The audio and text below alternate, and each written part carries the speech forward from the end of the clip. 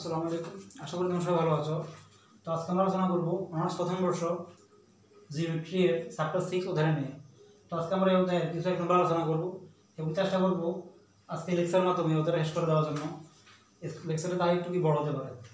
তো দেখো আমাদের এখানে সমস্যা বলছে যে দুটি সরলরেখার দিক কোসাইন 12 + 2m - n = 0 ও lm + mn + mn = 0 দ্বারা যদি নির্দেশিত হয় তবে এই দুটো সরলরেখার দিক কোসাইন বের করতে বলছে। তো এটা খুব গুরুত্বপূর্ণ একটা एग्जांपल, এটা মেজর 17 তে আসছে। তো এই অধ্যায়ের এরকম প্যাটার্নের 2-3টা অঙ্ক আছে। তো আশা করি এই প্যাটার্ন অঙ্কটা তোমরা বুঝলে এখান থেকে যে কোনো প্যাটার্নের এরকম যে কোনো প্যাটার্নের যে কোনো অঙ্ক দেখ না কেন তোমরা এখান থেকে করতে পারবা। অর্থাৎ এরকম দুই মানে যে কোনো দুইটা সরলরেখার দিক কোসাইন বলে দিবে, এখান থেকে এভাবে বলবে যে রেখাদ্বয়ের দিক কোসাইন নির্ণয় করো অথবা রেখাদ্বয়ের মধ্যবর্তী কোণ নির্ণয় করো। তো আমি এটা এই एग्जांपल মাধ্যমে দিক কোসাইন তো বের করব, ঠিক আছে। এছাড়াও রেখাদ্বয়ের কোন কিভাবে মধ্যবর্তী কোন কিভাবে নির্ণয় করবো সেটাও কি মানে আলোচনার চেষ্টা করবো। তাহলে এটা আবার শুরু করি। তো আমাদের কাছে দুটি ইকুয়েশন দিয়ে দিয়েছে, এই দুটি ইকুয়েশন লিখতেছি আমরা যে given that যে 12 + 2m - n = 0 এক নম্বর দেব, lm + mn + n l = 0 দুই নম্বর ইকুয়েশন দেব। এখন আমাদের টার্গেট হলো এই দুটি ইকুয়েশন সমাধান করা। এটাকে সমাধান করে এখান থেকে আমরা l m এবং n এর মান কি বের করা। তো এটা কাজ করি আমরা, এটাকে আমরা প্রতিস্থাপন পদ্ধতি সহজ সমাধান করি। তো এক নম্বর থেকে আমরা কি করতেছি কি হয় দেখো, এক নম্বর ইমপ্লাইজ 12 + 2m - n = 0 এখান থেকে আমরা n এর মান বের করতে পারতেছি 12 + 2m। দুই নম্বরে এখন n এর মানটা বসাবো 2 + lm + m * n এর মানটা পাইছি 12 + 2m + n মানটা পাইছি 2l + 2m * l = 0।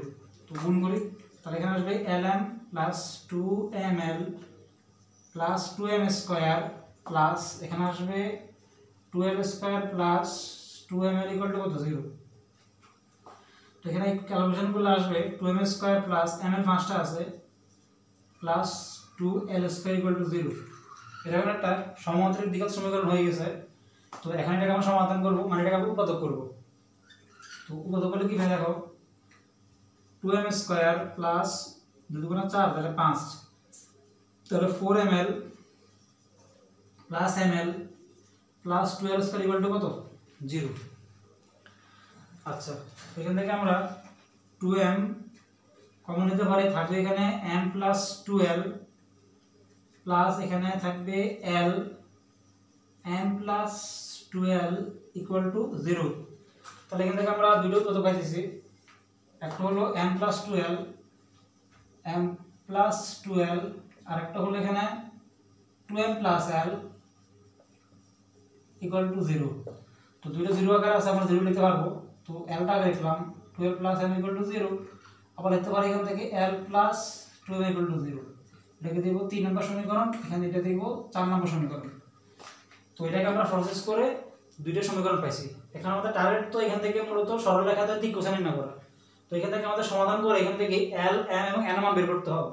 তো দেখতেছি আমরা এটাকে প্রতিস্থাপন পদ্ধতি করে আমরা এখানে l এবং m যুক্ত পদ পাইছি, n যুক্ত কোনো পদ পাই নাই। সেজন্য এখানে একটা কাজ করতে হবে, এক বা দুই যে কোনো একটা ইকুয়েশন হেল্প নিতে হবে। তো এটা তোমরা সবসময় মনে রাখবা, তোমরা যে সমীকরণ থেকে সরলটা আলাদা করে প্রতিস্থাপন করবা সেই সমীকরণের সাথে বাকি দুটো ইকুয়েশন কাজ করবা। আবার বলতেছি, যে সমীকরণ থেকে সরলটা পৃথক করে প্রতিস্থাপন করবা অন্য সমীকরণে, যে ওই সমীকরণটা নিয়ে বাকি দুটো সমীকরণ পাবা সেগুলো কাজ করবা। তাহলে এখন আমাদের টার্গেট হলো একবার 1 নং আর 3 নং সমীকরণের সমাধান করা, আর একটা কাজ হলো 2 নং এবং 4 নং 1 নং এবং 4 নং এর সমাধান করা। একটাতে 3 নম্বর সমাধান করব, একটাতে 4 নম্বর সমাধান করব, করে এখান থেকে আমরা কি দিক কোসাইন l m n মানটা কি বের করব। দুইটা সরলরেখা তো দুইটা হলো মানে দুইটা। তো তাহলে অথবা এখানে আমরা 1 ও 3 সমাধান করব, 1 এবং 3 সমাধান করে পাই। তো 1 এবং 3 একটা লিখতেছি 12 + 2m - n = 0 আর দুই নং লিখতেছি 12 + m, এখানে n নাই 3 নং এ, আমরা একটা কাজ করি 0 × n লিখছি। এখন আমরা এখান থেকে সমাধান করে l m এবং n মান বের করব। তো আমরা একটা কাজ করি, এটাকে আমরা আর গুণন পদ্ধতি সমাধান করি। আর গুণন পদ্ধতি সমাধান করাটা খুব সহজ। তাহলে l divided by m divided by n, তাহলে সমাধান করলে কি আছে দেখো, আমরা যখন l নিব তখন এটা 0 আর এটা এটা এটা কোন বিয়োগ এটা, তাহলে এটা তো 0 মাইনাস ছিল, এই মাইনাস হচ্ছে প্লাস, সহগ হইছে কত 1, m এবং n এর সহগগুলো আর কি। যখন আমরা m নিব তখন হবে এইভাবে, তখন এটা -2 আর এটা 0, এটা নিছি তো, তাই -2 এটা 0, হ্যাঁ। যখন আমরা n নিব তখন 12 2 -4 2 -4। আশা করি তোমরা এই লাইনটা বুঝেছো কি হবে। দেখ আর গুণ করছি, সিম্পল এখানে কি আমরা আর গুণ করছি, তাহলে কি পাই, ফাইটেছে এখান থেকে l বাই 1, ফাইটেছে এখানে m বাই -2, ফাইটেছে এখানে n বাই -2। আশা করি এই লাইনটা তোমরা এখানে বুঝছো। তো এখান থেকে এখন আমরা ক্যালকুলেশন করব। তো আমি উপরের এটা মুছতেছি, এতটুকু মুছতেছি এই জিনিসটা।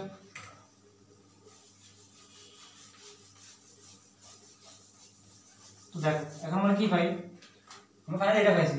আমরা আগে লেকচারটিতে যখন উপপাদ্য দেখছিলাম তখন দেখছিলাম আমরা মানে দিক কোণ দিক অনুপাতের ডেফিনিশনের ভিতরে বা উপপাদ্যের ভিতরে যদি l by a m by b n by c এর আকার থাকে তখন এইটা ইকুয়াল টু এভাবে লেখা যায়।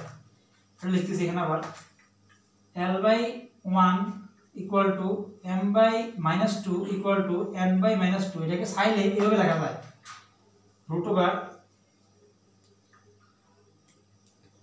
Over l square plus m square plus n square divided by এইগুলার বর্গের মানে বর্গের বর্গমূল। 1 স্কয়ার মানে 1, -2 স্কয়ার মানে কত 60, -2 স্কয়ার মানে কত 60।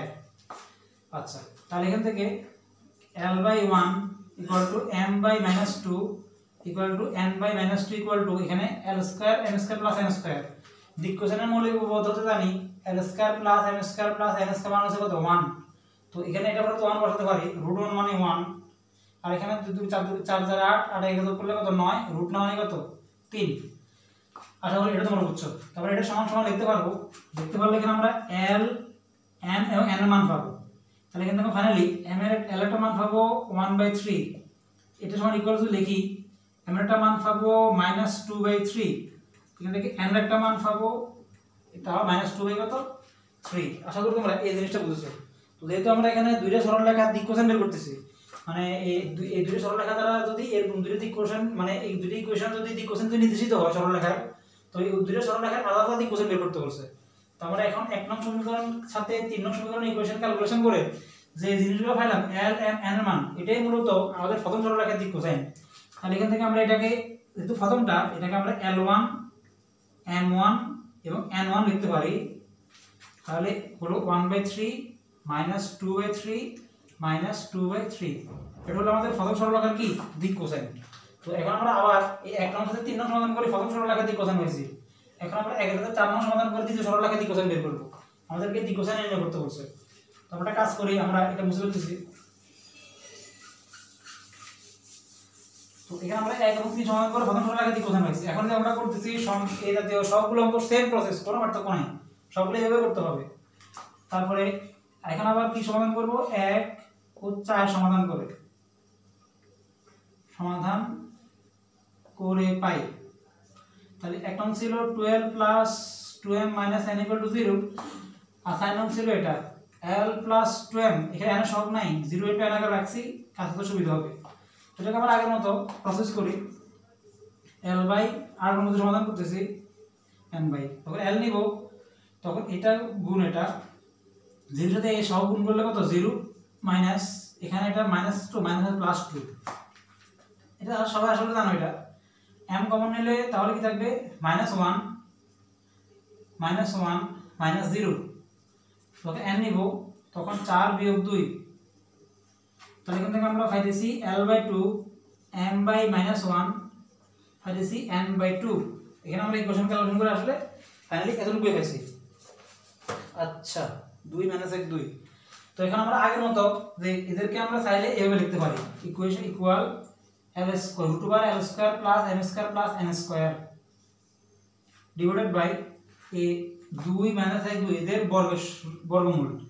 তাহলে √2 এর বর্গ 4 একের বর্গ 1 2 এর বর্গ 4 তাহলে এখান থেকে ফাইনালি আবার পাইতেছি l/2 = m/-1 n/2 এটা আগের মতো l² + m² 1 √1 মানে 1 এখানে আবার 3 আসতেছে তাহলে এখান থেকে কিন্তু আমি আবার এখান থেকে l/2 সমান এত m/2 1 সমান এত n/2 সমান এত লিখলে এখান থেকে আবার কিন্তু lm n মান পাইতেছি লিখতেছি এটা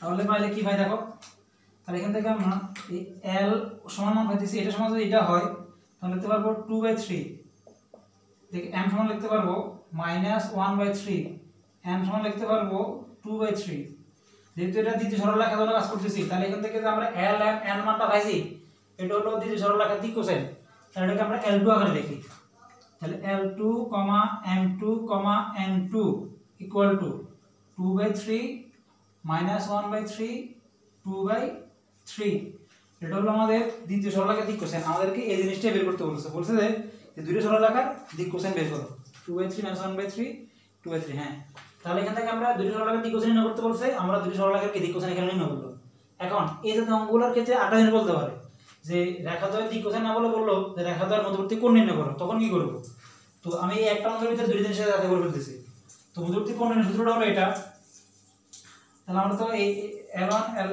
l1 টা বুঝে ফেলছি মনে হয় আচ্ছা আমাদের মানগুলো পাইছি l1 m1 n1 টা পাইছি l2 m2 n2 টা পাইছি বলে লাগিয়ে দিতেছি এগুলোর মাধ্যমে আমরা চাইলে এই দুইটার সরলরেখার দিক কোসাইনের মধ্যবর্তী কোণ নির্ণয় করতে পারবো আমরা যে l1 টা পাইছি m1 টা পাইছি n1 টা পাইছি লিখতেছি এখান থেকে আমরা l1, m1, n1 এই তিনটাতে মান পাইছিলাম সেগুলো পাইছিলাম আসলে যে 1/3 - 2/3 - 2/3 1/3 - 2/3 - 2/3 তো একটা আমরা তাহলে এই সরলরেখার দিক কোসাইন বের করছি এখন এখানে যদি এটা বলে যে এই দুটো সরলরেখার দিক কোসাইন নির্ণয় করো এটা না বলে এটা বলে যে রেখাদ্বয়ের মধ্যবর্তী কোণ নির্ণয় করো তখন কি করব দুটো রেখার মধ্যবর্তী কোণ নির্ণয় সূত্র হলো cos θ = l1 l2 + m1 m2 + n1 n2 এখানে আমরা l1 l2 মানে কি l1 হচ্ছে প্রথম সরলরেখার দিক কোসাইন l2 মানে দ্বিতীয় সরলরেখার দিক কোসাইন m1 মানে প্রথম সরলরেখার দিক কোসাইন m2 দ্বিতীয় সরলরেখার দিক কোসাইন ভাবে l1 l2 m1 m2 তো আমরা এইমাত্র ক্যালকুলেশন করে ফেললাম l1 হচ্ছে এত m2 হচ্ছে এত m1 হচ্ছে এত m2 হচ্ছে এত n এত এই সবগুলোতে বসাই যখন ক্যালকুলেশন করব তখন এখান থেকে আমরা cos θ মানে থিটা মানটা কি পেয়ে যাব মানে এই দুইটা রেখার দ্বারা নির্দেশিত সরলরেখা যদি এরকম হয় ওই রেখাদ্বয়ের দিক কোসাইনের মধ্যবর্তী কোণ সেটাকে আমরা এই সূত্রের মাধ্যমে এখানে বসালে কি পেয়ে যাব তো আশা করি তোমরা এই এক্সাম্পলটা বুঝছো তো এই এক্সাম্পলটা বুঝলে তোমরা তখন এই রাতে এক্সাম্পলগুলো দেখবা শুধু এবারে এসব প্যাটার্ন দেখবা যে সবগুলো সেম এভাবে প্রসেসে সমাধান করা হয়েছে মানে কোনো ভিন্ন কোনো কিছু নাই আর কি সবগুলোকে প্রথমে এইভাবে একটাকে একটা প্রতিস্থাপন মাধ্যমে সমাধান করে পরে এখান থেকে আমরা আলাদা আলাদা সরলরেখার কি দিক কোসাইন সমাধান করতে হয় আর এখানটা খুব জিনিস গুরুত্বপূর্ণ আমরা এই জাতীয় অঙ্কগুলোর ক্ষেত্রে যে ইকুয়েশন থেকে আমরা সরলটা আলাদা করে অন্য সমীকরণে প্রতিস্থাপন করব সেই ইকুয়েশনটার সাথে বাকি যে ইকুয়েশনগুলো পাবো সেগুলো সমাধান করতে হবে করে সেখান থেকে প্রথম সরলরেখার দিক কোসাইন দ্বিতীয় সরলরেখার দিক কোসাইন বের করতে হবে যে সমীকরণ থেকে আমরা কাজ করব যেমন আমরা এটা কাজ করছিলাম এটা থেকে আলাদা করছিলাম তাহলে এই ইকুয়েশনের সাথে যখন এই ইকুয়েশন আমরা সমাধান করব তখন আমরা প্রথম সরলরেখার দিক কোসাইন পাবো আর এই ইকুয়েশনের সাথে যখন আমরা এই ইকুয়েশন সমাধান করব দ্বিতীয় সরলরেখার দিক কোসাইন পাবো তাহলে এই যে এক্সাম্পলগুলো কি আসলে তোমরা বুঝছো আসলে এই প্যাটার্ন অঙ্কগুলো তুমি পারবা তো এখন আমরা আরেক প্যাটার্ন অঙ্ক আলোচনা করব আচ্ছা তখন আমরা আরেকটা এক্সাম্পল আলোচনা করব তো এই এক্সাম্পলটা খুব গুরুত্বপূর্ণ এটাও মেজর 3 11 15 18 তে আসছে এর জন্য খুব গুরুত্বপূর্ণ তো বলছে দুটি সরলরেখার দিক কোসাইন al + bn + cn এবং এত দ্বারা কি নির্দেশিত হয় ঠিক আগেরটার মতই তুমি প্রমাণ করো যে সরলরেখা দ্বয় লম্ব হবে যদি f/a + g/b + h/c = 0 হয় এবং সরলরেখা দ্বয় সমান্তরাল হবে যদি √f ± √bg ± √ch হয় অর্থাৎ এখানে দুটো সরলরেখার দিক কোসাইন আর এই দুটি ইকুয়েশন দ্বারা নির্দেশিত তো এখান থেকে বলছে তাহলে সরলরেখা দ্বয় লম্ব হলে এইটা প্রমাণ করতে আর সরলরেখা দ্বয় সমান্তরাল হলে এটা নির্ণয় করতে এখানে কিন্তু সরলরেখা দ্বয় দিক কোসাইন বলে নাই মধ্যবর্তী কোণ বলে নাই লম্ব হওয়ার শর্ত কি বলছে হবে বলছে আর সমান্তরাল হওয়ার শর্ত কি বলছে এটা আমরা এটা প্রমাণ করব তাহলে আমরা দুটো ইকুয়েশন দিয়ে দিয়েছে এই দুটো লিখতেছি কি দিয়ে কোন দুটো ইকুয়েশন দিয়ে দিয়েছে given that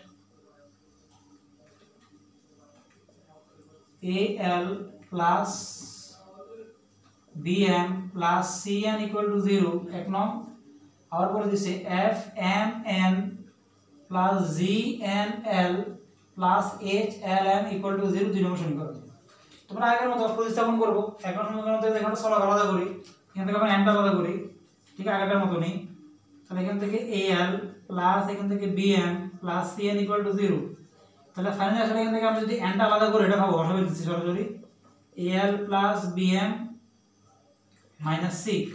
n এর মানটা পাইছি, এটা এখন 2 নং এ n এর বসাবো, 2 নং ইমপ্লাইজ। তাহলে f m n এর বসাচ্ছি al plus bm by minus c plus gn n মানে al plus bm minus c into l plus hlm equal to 0। তো এটাকে আমরা ইকুয়েশন সমাধান করব ঠিক আগের মতো, এটাকে ক্যালকুলেশন করে আমরা সাধারণ দিকের সমীকরণ বানাবো। তো এটাকে আমরা কাজ করি, মাইনাস c আছে তো ওকে আমরা মাইনাস c দ্বারা গুণ করে দেই।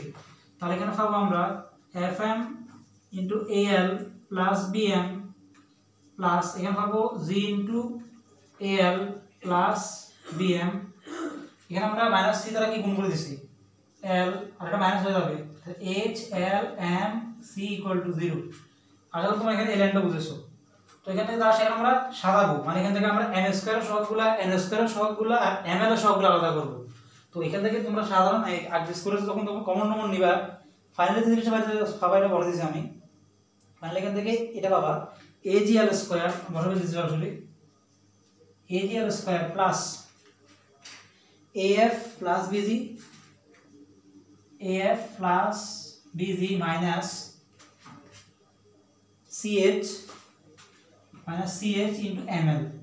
অর্থাৎ এখান থেকে আমরা l স্কয়ার পদগুলা m স্কয়ার পদগুলা আর ml পদগুলা আলাদা করে এটা পাবো আর কি, প্লাস এখান থেকে আরেকটা আছে bf m square bf m square equal to 0। এটাকে ফার্স্ট ক্লাস এটা পাবো। তো এখন দেখতেছি এখানে আমরা এখানে এটা l স্কয়ার, এটা ml, এটা m স্কয়ার, এটা অর্থাৎ এটা দুই মানে সমানের দিকের সমীকরণ আছে, কারণ l এর মাত্রা 2, ml এর মাত্রা 2 আর m এর মাত্রা কি 2। এখানে যে ag আর এই জিনিসটা আর bf এগুলো হচ্ছে ধ্রুবক। তো এখানে একটা কাজ করি, এটাকে আমরা এখন x চলক বানানোর চেষ্টা করি, কারণ দুই চলক আছে তো, এটা l চলক আর m চলক। আমরা x চলক বানানোর চেষ্টা করি, তার কাজটা সহজ হবে। তো দুই চলক থেকে যখন x চলক বানাতে হয় তখন কি করতে হবে, আরেক চলক দ্বারা সম্পূর্ণ জিনিসটাকে ভাগ করে দিতে হয়, যেকোনো একটা চলক দ্বারা ভাগ করে দিতে হয়। তো আমরা একটা কাজ করি, এটাকে আমরা এই সবটাকে আমরা m স্কয়ার দ্বারা ভাগ করে দেই। তাহলে এখানে দিকের সমীকরণটা কি, এটা মানে মানে স্কয়ার আকারে একটা নির্দিষ্ট বড় আকারে চলে আসবে আর কি। বা এটাকে আমরা l দ্বারা বা l স্কয়ার দ্বারা ভাগ করে দিতে পারি। তো এটাকে আমরা m স্কয়ার দ্বারা ভাগ করে দিই, কারণ আমরা m স্কয়ার দ্বারা যখন ভাগ করব তখন এটা l বাই m এর সমীকরণ হয়ে যাবে, তখন এটা দুই চলকের সমীকরণ থাকবে না। তাহলে এখানে আমরা পাবো ag m স্কয়ার দ্বারা যখন ভাগ করব তখন l by m whole square হয়ে যাবে, সরাসরি লিখে ফেলছি, plus af plus bg minus ch। এটাকে যখন আমরা m স্কয়ার দ্বারা ভাগ করব তখন এখান থেকে l বাই m থাকবে, প্লাস এখান থেকে যখন আমরা m স্কয়ার ভাগ করব তখন এখানে bf থাকবে ইকুয়াল টু কত 0। আসলে তোমরা এখানে এই লাইনটা বুঝেছো। তো এখন এটা কিন্তু দুই চলকের নাই, আগে এটা l চলক এবং m চলকের ছিল, এখন এটা কিন্তু l বাই m চলকের সমীকরণ হয়ে গেছে, l বাই m চলকের সমীকরণ হয়ে গেছে। এখন আমরা কেবল কাজটা কি করতে সহজ হবে। তো আমরা কিন্তু মূল সহজে সম্পর্ক জানি কোন সমীকরণের ক্ষেত্রে, যে মূলদ্বয়ের যোগফল কত, মূলদ্বয়ের গুণফল কত। তো এখানে l বাই m স্কয়ার যেহেতু আছে তো অবশ্যই দুইটা মূল আছে, এটাকে আমরা একটা ইকুয়েশন দিয়ে রাখি, 3 নম্বর দিলাম। তো এখানে যদি এটা l বাই m এবারে ঘাত দ্বিঘাত আছে, তো দুই দ্বারা বুঝি অবশ্যই সমীকরণে দুইটা মূল আছে। তো ধরে নেব আমরা এই সমীকরণে দুইটা মূল আছে, এই দুইটা মূল কি ধরি 3 নং এর দুটি মূল, আর দুইটা মূল আছে সমীকরণ জানি আমরা। একটা মূল ধরে নিলাম আমরা m1 by l1 by m1 ও আরেকটা মূল ধরে নিলাম আমরা l2 বাই কত m2। দুটো মূল আসবে আর কি, সাপোজ ধরে নিছি মূলগুলো কি একটা l1 বাই m1 আসছে, একটা l2 বাই কি m2 আসছে। এখন আমরা কিন্তু মূল সহগে সম্পর্ক জানি, মূলদ্বয়ের যোগফল কত, মূলদ্বয়ের গুণফল কত, আমরা বহুপদী অধ্যায় বা এগুলো আমরা জানি। তো মূলদ্বয়ের গুণফল জানি আমরা l1 by m1 into l2 by m2। মূলদ্বয়ের গুণফল কি জানি আমরা c বাই a, এটা তো c, তাহলে এটা a x স্কয়ার চিন্তা করো প্লাস bx প্লাস c এরকম আকারে আর কি। তো মূলদ্বয়ের গুণফল হচ্ছে c বাই a, c হচ্ছে bf, এই মানে কত ag, মানে l বাই m সহগ আর কি সমীকরণের মধ্যে। তাহলে গুণফল c বাই a, তাহলে bf বাই a মানে কত ag। আচ্ছা তোমরা এর বুঝছো, এখানে লিখতে পারি l1 l2 m1 m2 equal to bf by ag। তোমরা বুঝতে পেরেছি। তাহলে এতে কি কাজ করে দেখো, আমরা এটা একটু আকিস করে জিনিসগুলোরে l1 বাই l2 লিখে দিয়েছি, বিএফটা ভাগ করে রেখে দিয়েছি ওখানে নিয়ে এসে আর আমার উপরে নিয়ে দিয়েছি কোন আগানে রেখে দিয়েছি আর কি। আশা করি তোমরা এখানে এই জিনিসটা বুঝেছো। দেখো আমাদেরকে প্রমাণ করতে বলছে যে সরলরেখাটা লম্ব হবে যদি f/a plus g/b plus h/c এরকম হয়। তো একটা কাজ করো, দেখো আমরা এই f/a প্লাস g/b যদি ইকুয়াল আকারে লিখতাম তাহলে কি হতো, g/b ইকুয়াল আকারে লিখতে তাহলে কি হতো, bf সমান az এর মতো হতো না? অবশ্যই হতো। তাহলে দেখো এখানে bf az কিন্তু আছে, তাহলে আমরা দেখতেছি যে bf আর az এই দুটোর ভিতরে কিন্তু f/a আর g/b এর সম্পর্ক আছে। আবার বলতেছি যে দেখতেছি bf আর az দুটো ইকুয়াল আকারে যদি লিখতাম আমরা তাহলে এই দুটোর ভিতরে কিন্তু সম্পর্ক আছে। সম্পর্কটা হলো কত, f/a সমান g/b। তোমরা কাজ করি সেজন্য আমরা এই bf এর পরিবর্তে প্রমাণের প্রথমটা f/a টা লিখি আর az এর পরিবর্তে প্রমাণের দ্বিতীয়টা g/b টা লিখি, কারণ এই দুটো ক্যালকুলেশন করলে আমি কিন্তু আবার এই যেটা পেয়ে যাব, আবার এই জিনিসটা কিন্তু পেয়ে যাব। তাহলে কিন্তু লিখতে পারি, দেখো L1/L2 এটা বলতে লিখতে পারবো আমি প্রথমটা f/a, আর এখানে M1/M2 তো আছে, এটা বলতে লিখতে পারি দ্বিতীয় পদটা g/b, কারণ আমরা দেখছি এদের ভিতরে সম্পর্ক আছে। সেজন্য আমরা এই দুইটার পরিবর্তে আমরা f/a এবং g/b কে লিখতে পারি, মানে প্রমাণ দিকে তাকাই আর কি ওই দুটো জিনিসকে লিখতে পারি। তো এটা আসলে বুঝছো, তারপরে এটা বুঝতেছি। তাহলে আমরা এখানে L/L2 সমান f/a পাইছি, M/M2 সমান g/b পাইছি। তো এখন দেখো তাহলে আমরা তো L1 L2 M1 M2 N1 N2 মান লাগবে এখান থেকে, মানে এগুলো মান আমরা বের করব আর কি। তো এখান থেকে যদি এটা L/L2 f/a divided by f/a M/M2 divided by g/b হয়, তাহলে N/M2 জন্য কি হতে পারে জিনিসটা আসলে, তার মানে এই M1/M2 বাই g/b এখান থেকে কিন্তু আমি N1/M2 মান N1 N2 N2 মানটা বের করতে পারি। কিভাবে দেখো, তাহলে এই M1 M2 সমান আমার পাইছে কি g/b। ধরো আমি এখানে N1 N2 লিখলাম, তার জন্য জিনিসটা কি হবে দেখো। তাহলে এই আমরা একটা সার্কেল চিন্তা করি, দেখো এটা সার্কেল চিন্তা করছি। ধরো এখানে আছে, ধরো এই যে এটা কেন, ধরো এখানে আছে এটা f, এটা কিন্তু ধরো এখানে আছে এটা b f g, এখানে আছে ধরো এটা h।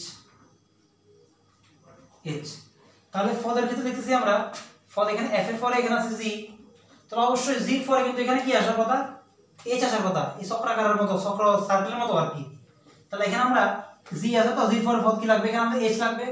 তাহলে এখানে আমরা n/2 জন্য এখানে h লিখতে পারি ডিভাইডেড বাই, আর abc তে সার্কেলটা চিন্তা করো, ধরো এটা যদি a হয়, এটা যদি ধরো b হয়, এটা যদি c হয়, দেখো এখানে b আছে, তার মানে এর পরে b আসে, b এর পরে c যেহেতু আসে তাহলে অবশ্যই b আছে, তারপর অবশ্যই এখানে কি আসে তাহলে c আসার কথা, তাহলে এখানে হবে কত, এটা c। তো তোমরা জিনিসটা আসলে এই জিনিস সার্কেলের মাধ্যমে জিনিসটা কি মনে রাখবা, আশা করি তোমরা এই জিনিসটা বুঝছো। যদি L1/L2 ডিভাইড বাই এত M1/M2 ডিভাইড বাই যদি এত হয়, তাহলে আমরা এই দুটোর ভিতরে দেখব একটার মাধ্যমে কিন্তু L1/L2 বের করতে পারি। সুতরাং আমরা এটার মাধ্যমে N1 N2 মানটা কি বের করছি, সেটা হলো h/c, আর এটা h/ কত c। তো আসলে তোমরা এই জিনিসটা বুঝছো। তাহলে এখানে দেখো, তাহলে এখানে আমরা অনেক কিছু ক্যালকুলেশন করে ফেলছি। আচ্ছা তো দেখো তাহলে দেখা যাচ্ছে যে L1/L2 f/a এত এত সমান, আবার এই M1/M2 ডিভাইড বাই এত আবার এত সমান। তাহলে ফাইনালি আসলে তিনটা সমান না, সরাসরি লিখে দিতে পারবো। তাহলে এটা আমরা লিখে দিতে পারি সরাসরি। সুতরাং এখান থেকে L1 L2 divided by f/a M1 M2 divided by g/b N1 N2 divided by h/c, এটা আসলে লিখতে পারি কারণ একটা কি এখানে সমান। তো আরো করতে পারে এই জিনিসটা বুঝেছো। তো কোনো একটা সরলরেখা পরস্পর লম্ব হওয়ার শর্ত আমরা জানি যে দিক কোসাইন দ্বয়ের মাধ্যমে লম্বটা প্রকাশ করা যায়, মানে দুই সরলরেখা পরস্পর লম্ব হবে যদি L1 M2 plus M1 M2 plus N1 N2 equal to 0 হয়। এই শর্তে কি দুইটা রেখা দ্বয় পরস্পর কি লম্ব হবে, মানে দুই সরলরেখা পরস্পর লম্ব হবে। তো আমরা এটা বুঝতে পেরেছি।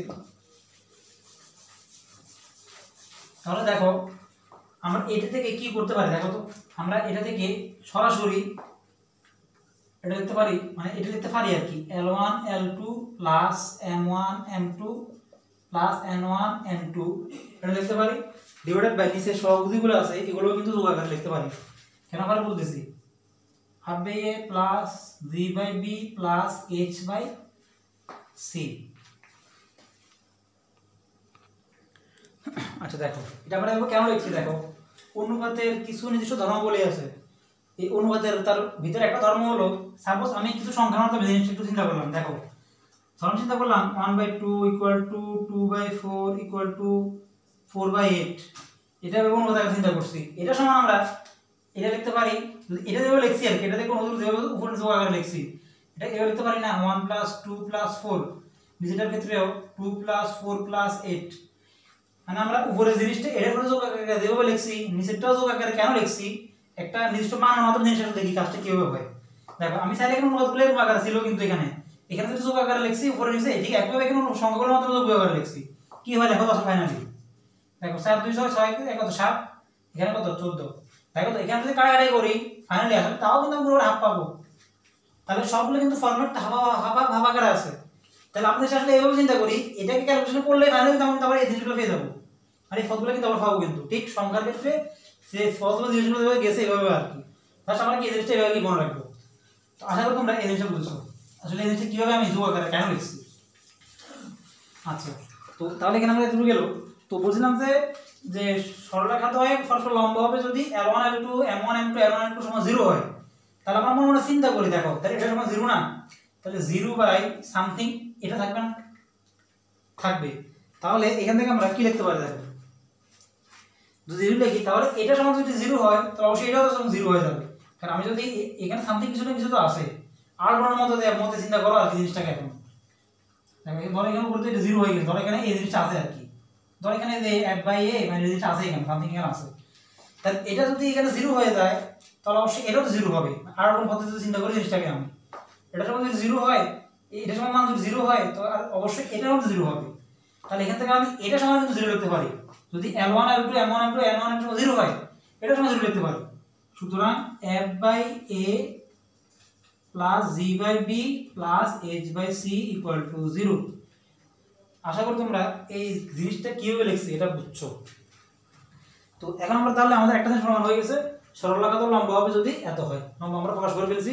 এখন আমরা সরলরেখাতে সমান্তরাল হবে যদি এত, এটাকে প্রমাণ করব। আচ্ছা তো এটা মুছে দিই সবগুলো।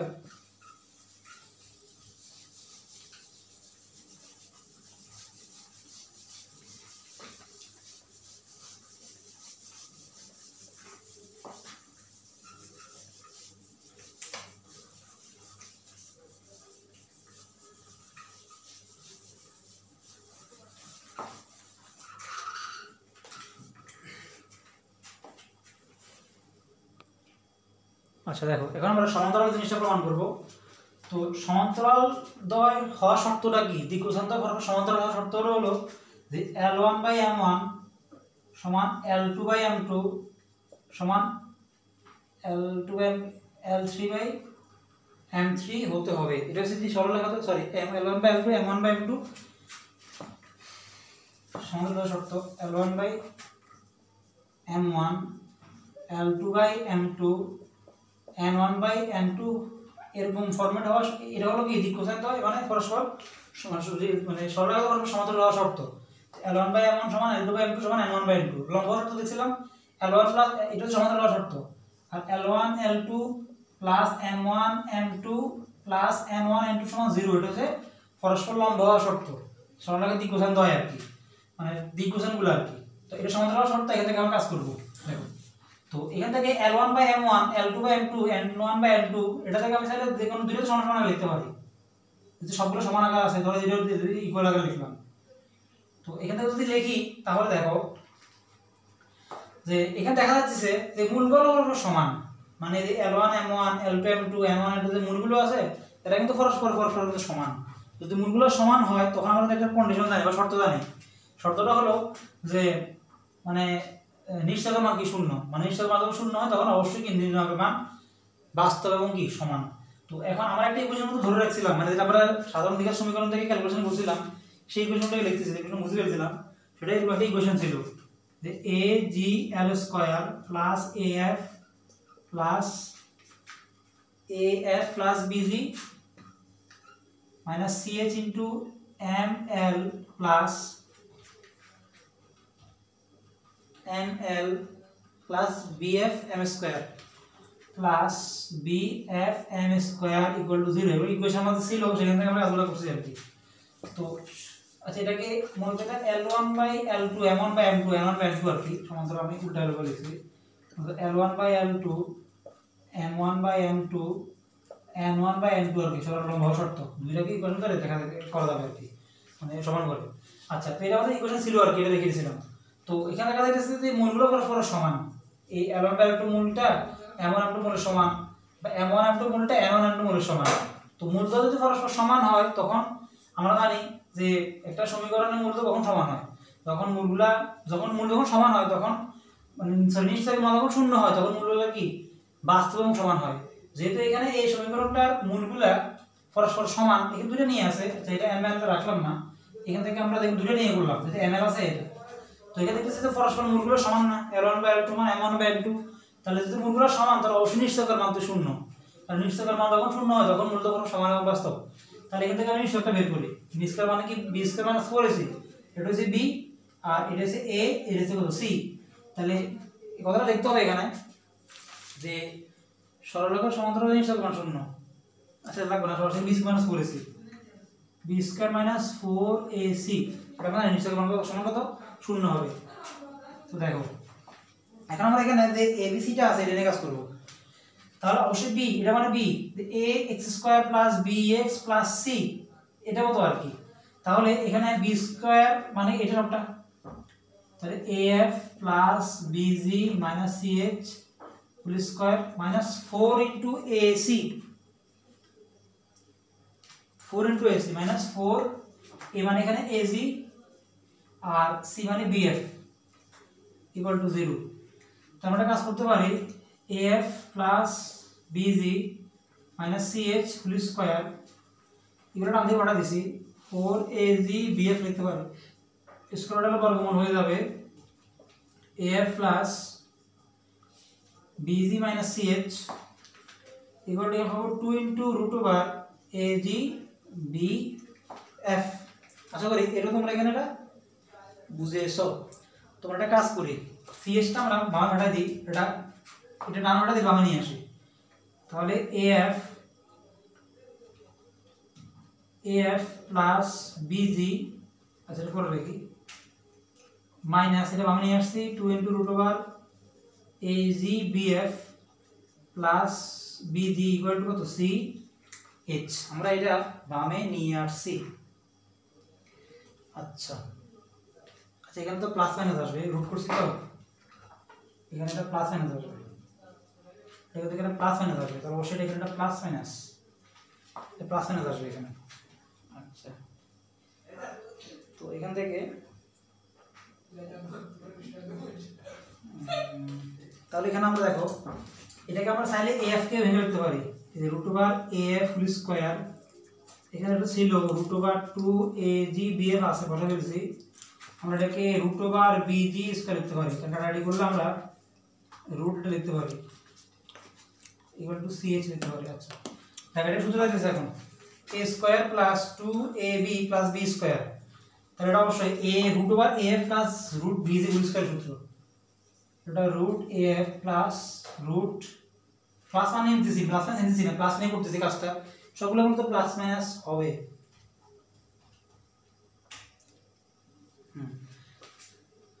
a root plus root over bg whole square equal to কত এখানে CH।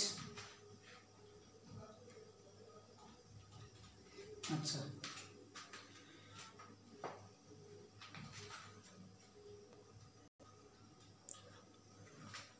আচ্ছা দেখো এখানে আমরা এটা যেটা পরে কাজ করি প্লাস মাইনাস আছে আচ্ছা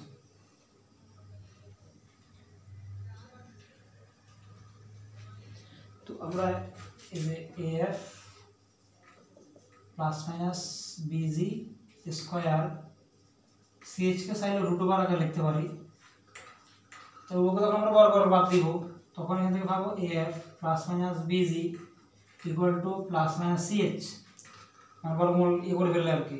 তো এখানে এটা বামে নিয়ে আসতে পারি সরাসরি এফ প্লাস মাইনাস বি এর প্লাস আনতেছি কিন্তু আসলে প্লাস মাইনাস আনতেছি না সি ইজ ইকুয়াল টু 0 এই সরি রুট আছে এখানে বর্গমূল করছি রুটটা বাদ দিই নাই তো এটা হলো কি পরস্পরের সমীকরণ দ্বয় সমান মানে সরলরেখা দ্বয় সমান্তরাল হওয়ার কি শর্ত। আচ্ছা তো আজকে আমরা কিছু গুরুত্বপূর্ণ এক্সাম্পল আলোচনা করছি আর যে এক্সাম্পল আছে এটা আজকে আমার কভার হবে না তো পরের লেকচারে বাকি এক্সাম্পল কি আলোচনা করার চেষ্টা করবো। আজকে পর্যন্ত সবার কথা আসসালামু আলাইকুম।